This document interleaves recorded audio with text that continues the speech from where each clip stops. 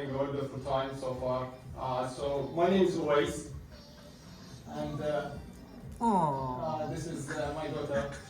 I'll miss her. She's not with me. I came to the UK 2 months ago. I started working at Aston, and I'm still waiting for her to come here. Anyway, today I'm asking the all-important question: does size really matter? And as we all know, this is a peer-reviewed question that is asked at every dinner party. Now, unfortunately, it can lead to insecurities among many people. However, I'm here today to deliver a breaking news. So I need you to bear with me, and let's deep dive into the scale of size, or the scale of things. Let's start by introducing myself. As I said, my name is Owais. I'm a researcher that works with nanoparticles to create something called catalyst for different applications. Or alternatively, you can call me the nanoparticle hype man, or the catalyst whisperer, as they used to call me in my PhD years. So let's break things down. Let's start with the basics. So if we take a look at the first image here, if we assume that the average height of a human is 1 meter, which is apparently the average human height for AI image generator. However, if it's 1 meter, then an ant is 1,000 times smaller than us. A red cell cruising in our veins is 1 million times smaller than us. And if we keep going smaller and smaller, then we will reach something called a nanoparticle, which is something very small that we can't even see with a light microscope, and I can't even pronounce the number itself.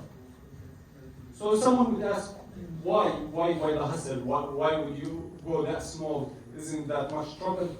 And here is the breaking news.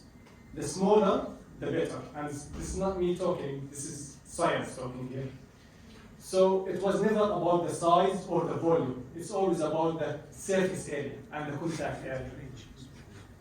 Let's take a look at the second image here, which is another AI-generated image.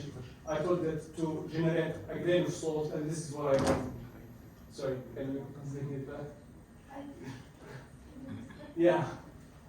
So let's give you an example. If you have a grain of salt and you want to season your food with it, if it's big, you do it in your food, it's not going to be seasoned. However, if you bring the same grain of salt, you break it down to smaller particles, and you season your food, it's going to be perfectly seasoned, because the surface area covered is more. And that's what we care about, the surface area.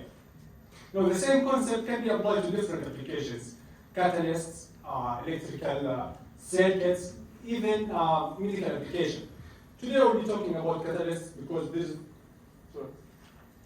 I've been doing research in catalysts. I've been designing catalysts for different applications. I've been designing catalysts to reduce flue gas emissions coming from car engines. So for that research, I've been experimenting with different metals, mainly 2 families of metal. The cheap family metal, which is called transition metal family, such as nickel, copper, cobalt, and the other family, which is called the noble metals family, alternatively, the expensive, the rich family, such as palladium, platinum, and rhodium. So for anybody who wants to work with this metal, here's my conclusion from my research. If you want to use cobalt in your research, then go ahead. It's a good metal.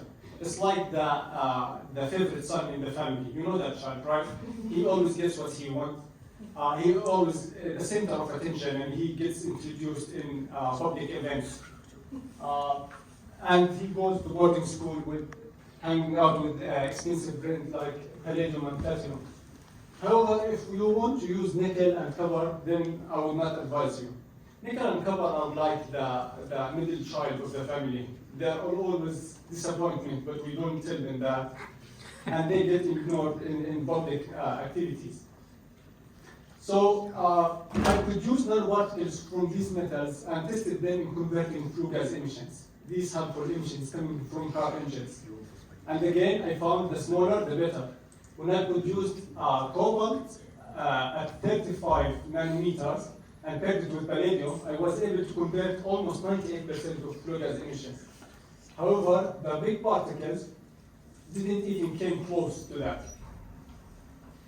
So what's the message I want to deliver here is that we shouldn't shame tiny particles. Right? Tiny particles have a huge personality. They are saving our planet. As you saw, in the application of flue gas conversion, they almost converted 98% of flue gas emission. And in the application of fuel cells, they can let your car one day run on water, maybe. And then I find myself like compelled to make a disclaimer. I'm not making this research to try and defend anything. In fact, I have a huge particle sometimes. So for that, I conclude. Thank you, everybody.